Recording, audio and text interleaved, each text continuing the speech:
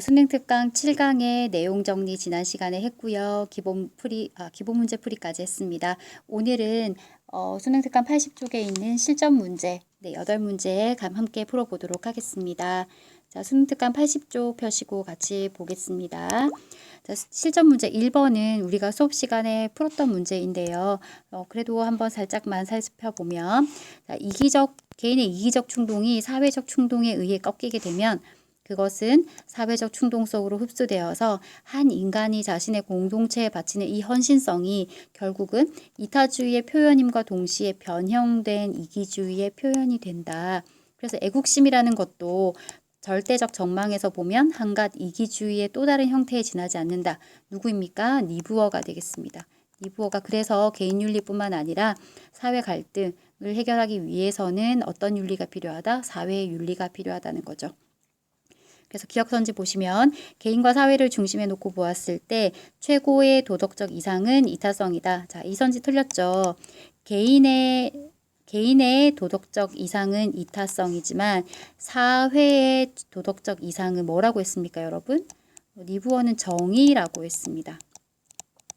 그래서 기억이 틀렸고, 자, 니은 선지 집단은 개인에 비해 이기적 충동을 억제할 수 있는 능력이 결여되어 있다. 맞는 선지네요. 네. 디귿선지 애국심이 각 개인의 희생적인 이타심을 국가의 이기심으로 전환할 수 있다.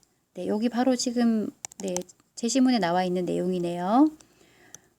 그래서 리을 선지가 결정짓는 것인데 인간의 이성적인 능력은 사회의 집합적 충동 간의 갈등을 막을 만큼 충분한 억제력을 제공하지 못한다라고 해야 되는데 반드시 제공한다라고 되어 있습니다. 만약에 이 선지가 옳다면 니부어가 사회 윤리가 필요하다고 얘기할 필요가 없는 거죠. 네, 리을 선지가 틀렸습니다. 답은 3번이 되겠습니다. 자, 이제 실전 문제 2번으로 가겠습니다. 자, 이 표만 보시고도 여러분이 어떤 사상가인지 아실 수 있는데요. 자, 어떤 사상가의 책의 일부를 발췌한 것이다. 이 사상가의 입장으로 적절하지 않은 것은 고르고 있고요. 자, 어떤 사상가가 분배적 정의와 규정적 정의에 대해서 두 가지에 대해서 어떤 설명을 했다. 누구입니까? 아리스토텔레스이죠. 네, 아리스토텔레스. 그래서 아리스토텔레스는 일반적 정의와 여러분 제가 이 태블릿이 좀 오래된 거라 필기가 여의치가 않아요. 그래서 좀 이렇게 요약해서 써보겠습니다. 일반적 정의를 보편적 정의라고도 하고요. 그 다음에 부분적 정의 혹은 특수적 정의라고 하죠. 부분적 정의 안에 뭐가 들어갑니까? 분배적 정의와 교정적 정의로 나뉘어질 수 있다라고 아리스토텔레스가 정의를 이렇게 분류해 보았습니다. 기억나시죠? 자, 기억 상기하면서 선지 보겠습니다. 자, 기억 분배적 정의. 자, 재화와 권력에 대한 올바른 분배는 기하학적 비례에 근거해야 된다. 여러분 기분 산교 기억나시죠? 기분 산교. 기분이 산뜻 한교. 분배적 정의는 기하학적 비례의 동등함을 추구하고 교정적 정의는 산술적 비례의 동등함을 추구한다. 네. 그래서 기억은 맞는 것이네요. 맞는 선지. 그 다음에 2번 선지 보시면 다시 기억, 분배적 정의. 분배는 어떤 가치에 따라 이루어져야 한다는 점에 모든 사람이 동의함으로 맞죠? 어떤 가치에 따라 이루어져야 한다 해서 기하학적 비례죠. 동의함으로 모든 사람은 동일한 것을 가치로 주장한다. 자, 여기까지는 맞는데 뒤에가 틀렸습니다. 그렇다고 해서 모든 사람이 동일한 것을 가치로 주장하지는 않죠. 이 내용에 대해서는 여러분들 교재 수능 특강 73쪽에 하단에 보시면 아리스토텔레스의 정의 자료 플러스 있거든요. 거기 두 번째 줄, 세 번째 줄에 나와 있습니다. 분배에서 정의로운 것은 어떤 가치에 따라 이루어져야 한다는 것에 대해서는 모든 사람이 동의하지만 그럼에도 모든 사람이 동일한 것을 가치로 주장하는 것은 아니다라고 되어 있습니다. 그래서 답은 2번이 되겠습니다. 벌써 답이 나왔어요. 2번이 답인데 틀린 답인데. 그래서 3번 니은 볼게요. 규정적 정의. 거래에 있어서 올바름이란 산술적 비례의 동등함을 추구하는 것이다. 그렇죠. 이 교정적 정의라는 거는 상호 교섭 관계, 상호 간의 관계에서 생겨나는 것이거든요. 상호 관계라는 게 거래라고 볼 수 있겠죠. 자, 4번의 니은 다시 보시면 규정적 정의. 법은 손해를 입히고 손해를 입은 그 차이에만 주목해서 플러스 마이너스에서 제로 만들어주는 것. 당사자들을 모두 동등한 사람으로 간주한다라는 겁니다. 뭐 대통령이든 아니면 가난한 사람이든 전혀 상관없어요. 그 손해를 주고받은 그 차이만 회복시키면 된다라는 겁니다.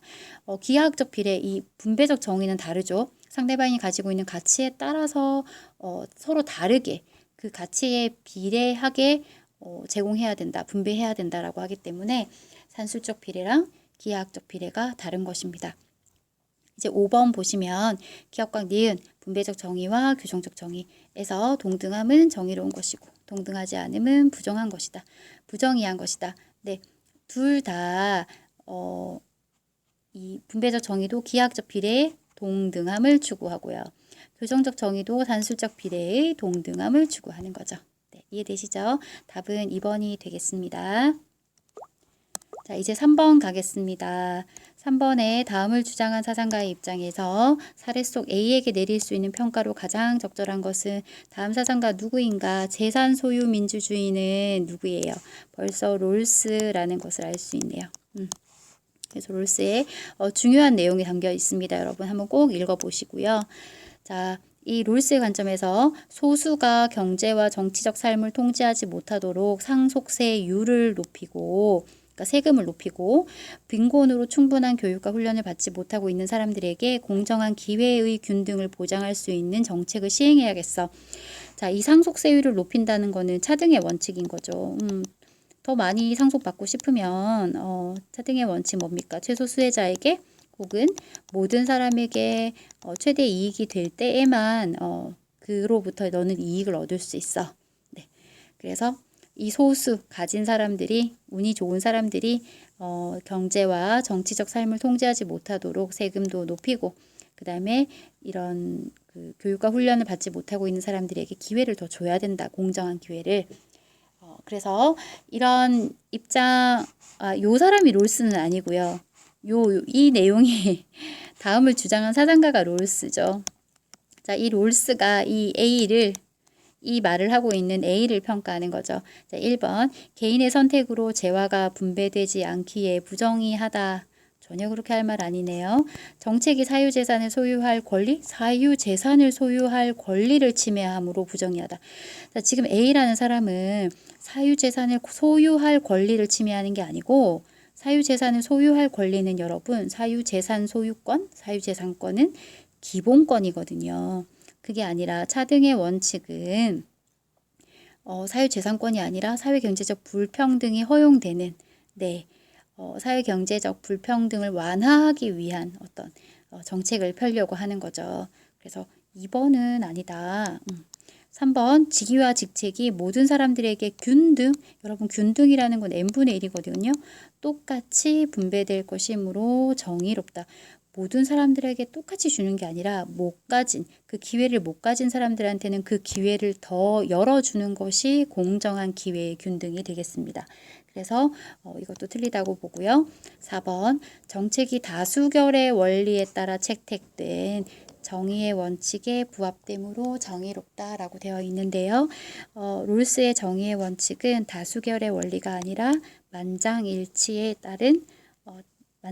따라서 채택된 원리라고 봐야 합니다. 그래서 4번도 틀린 선지가 되겠습니다. 마지막 5번 선지는 사회적 약자들이 실질적인 자유와 권리를 누릴 수 있는 기반을 제공할 수 있기에 정의롭다. 자, 롤스가 A에게 할 수 있는 말이네요. 정답은 5번이 되겠습니다. 자, 이제 실전 문제 4번 가겠습니다. 자, 실전 문제 4번 여러분 어렵네요. 어려워 보인다. 그죠? 그래도 우리 할 수 있습니다. 차분하게 이론 생각하면서 풀어볼게요. 자, 갑을병 사상가들의 입장에서 서로에게 제기할 수 있는 비판으로 가장 적절한 것은입니다. 자, 정의의 원칙들은 그 형식에서 그 자체가 다원주의적이다. 사회적 재화는 가치의 다원성을 반영하는 분배 기준이 적용되어야 한다. 어떤 영역에서 우월한 사람이 다른 영역의 재화까지도 쉽게 소유해서는 안 된다. 누구입니까? 왈처네요. 다원적 평등, 복합평등. 로서의 정의를 얘기했죠. 자, 공정한 분배는 사회적 지위에 접근할 기회가 동등하게 부여되고 최소 수혜자에게 최대 이익이 돌아갈 때 실현된다. 누굽니까? 롤스네요. 자, 정형적 원리에, 자, 정형이라는 건 정해진 형식에 따른 원리에 기초한 분배적 정의에 관한 주장은 비정형적 원리와 달리 재분배 행위를 필연적이게 한다. 누가 소유물을 받아야 하는지를 결정하기 위한 기준에만 초점을 맞춘다. 자, 노직입니다. 자, 서로에게 할 수 있는 비판으로 적절한 것은이에요. 자, A는 보시면 왈처가 롤스에게 상이한 서로 다른 공동체에는 서로 다른 분배 원칙이 수립되어야 함을 간과한다. 놓치고 있다. 답이 벌써 나와버렸네. 깜짝 놀랐네요, 여러분. 답이 1번이네요. 그죠? 네. 왈처는 공동체주의적 자유주의자로서 서로 다른 공동체마다 사회적 가치가 다양한 사회적 영역이 있고 그 사회적 영역에 해당하는 사회적 가치가 있고 그래서 서로 다른 공동체, 상이한 공동체에는 상이한 분배 원칙이 수립되어야 한다. 그래서 롤스의 단일한 분배 원칙으로서의 정의의 원칙에 대해서 비판하는 입장이죠. 답은 1번이 되겠습니다.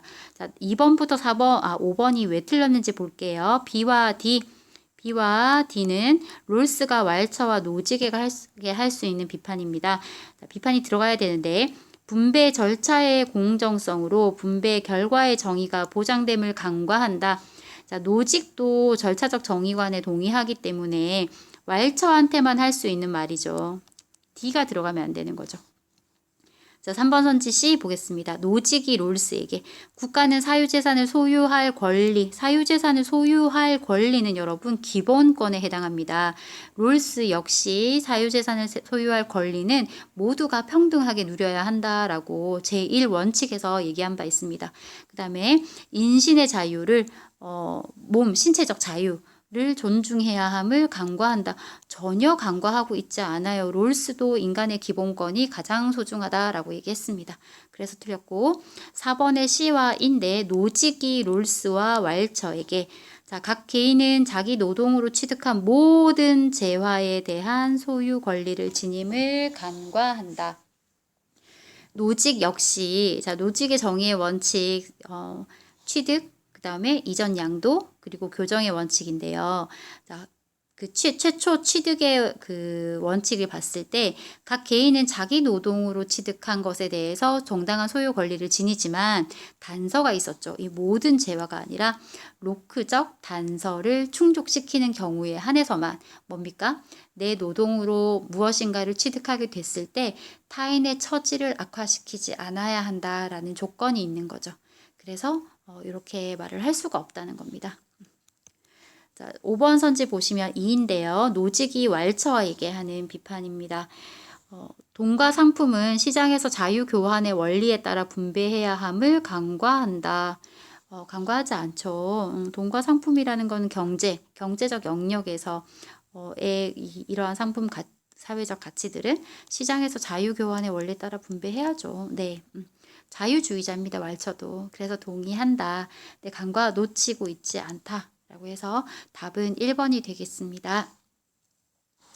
쉬운 문제는 아니었는데 집중해서 여러분들 차근차근 풀게 되면은 풀 수 있는 문제였을 거라고 생각합니다. 자, 다음 실전 문제 5번 넘어가겠습니다. 자, 실전 문제 5번 다시 또 순서도 문제인데요. 또 여러분 또 풀기 싫어지죠?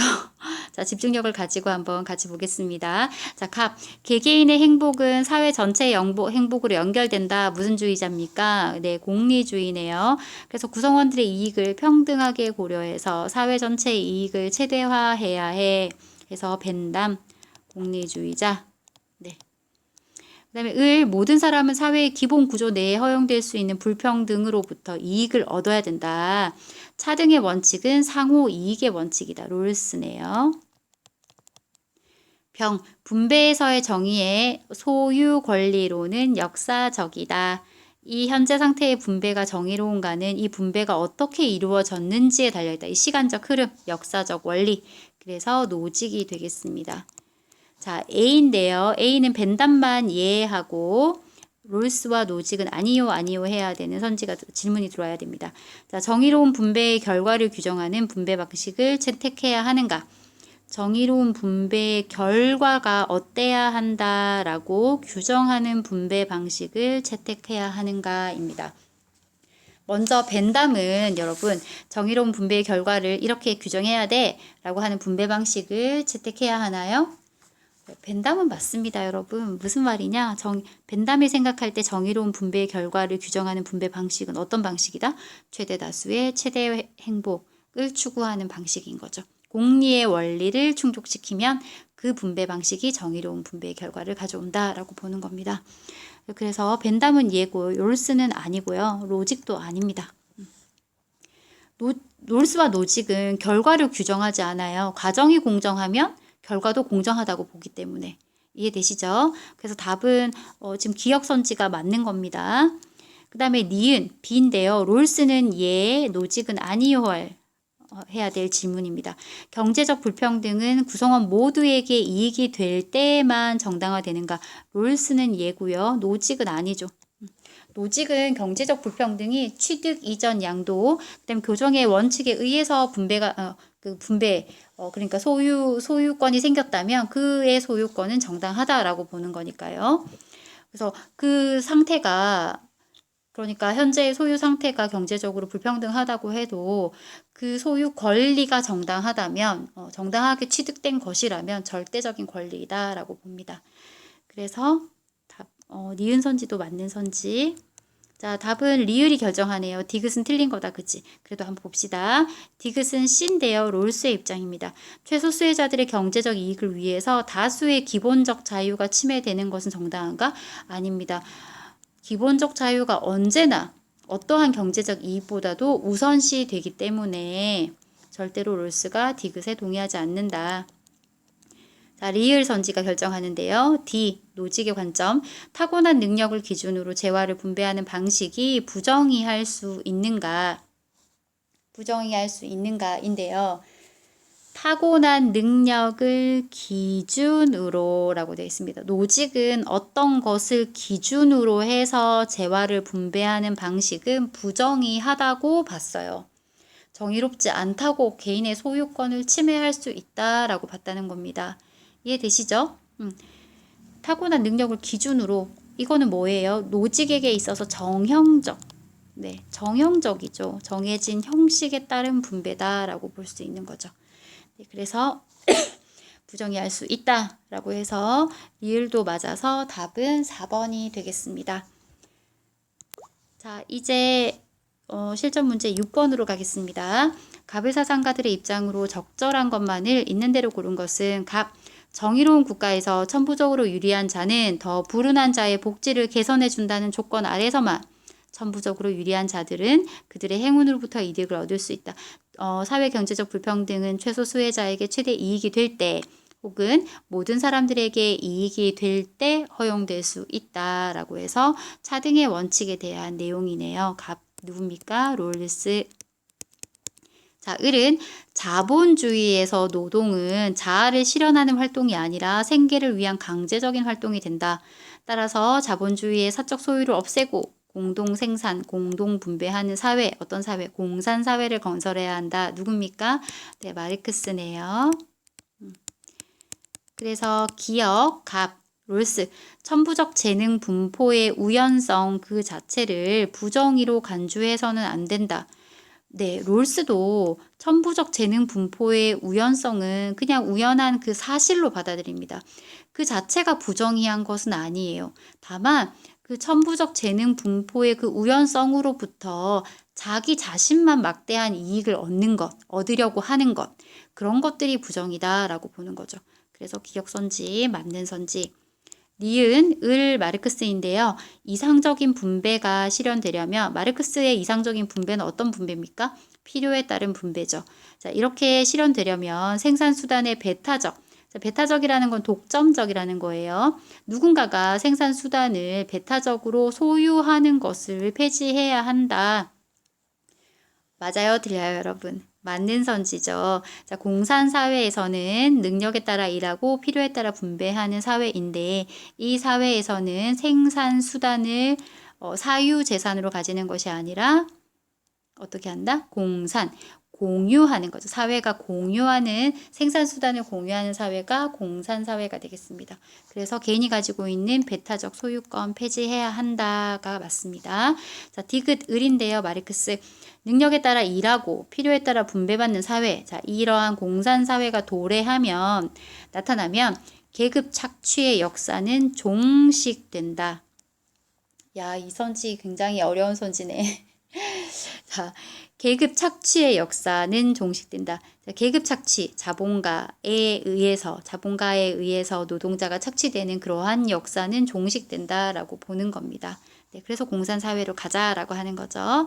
디귿도 맞습니다. 자, 리을 보시면 갑과 을, 롤스와 마르크스. 이상사회에서도 분배적 정의가 실현되려면 국가의 적극적 개입이 필요하다. 자, 을이 말이 안 되죠.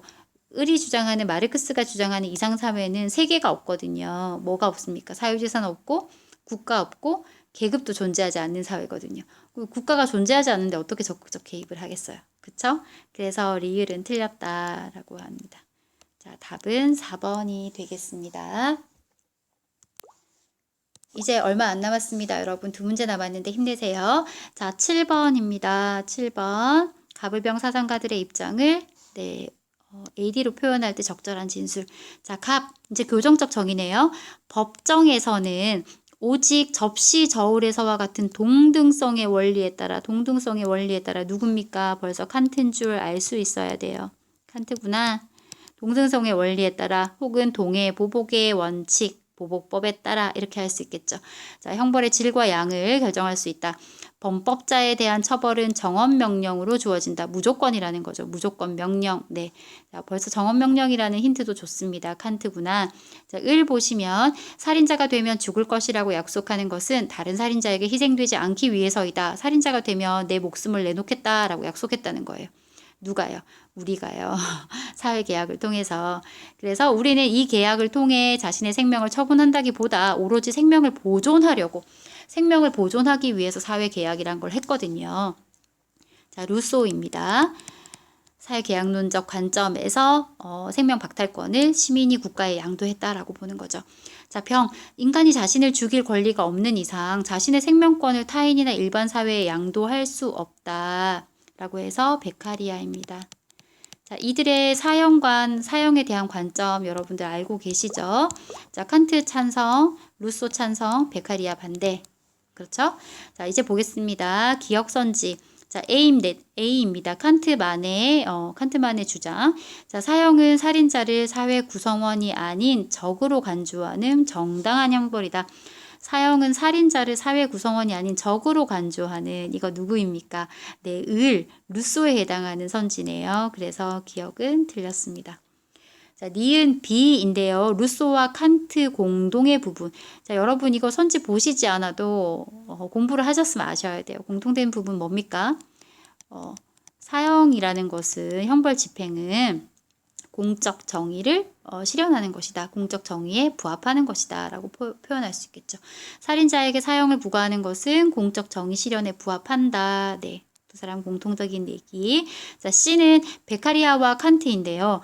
형벌 집행은 시민 전체의 이익 증진에 기여할 때 정당화될 수 있다. 형벌을 집행하는 것은 시민 전체의 이익 증진에 기여할 때, 지금 베카리아의 공리주의적 관점이 드러나는 건데 칸트는 정언명령이거든요. 이익 증진에 기여될 때 정당화되는 게 아니라 응보주의적 관점이죠. 잘못했으니까 처벌하는 것이야. 네, 이렇게 되는 거죠. 그래서 이런 조건부, 기여할 때 정당화될 수 있다. 칸트는 조건부는 맞지 않아요, 여러분.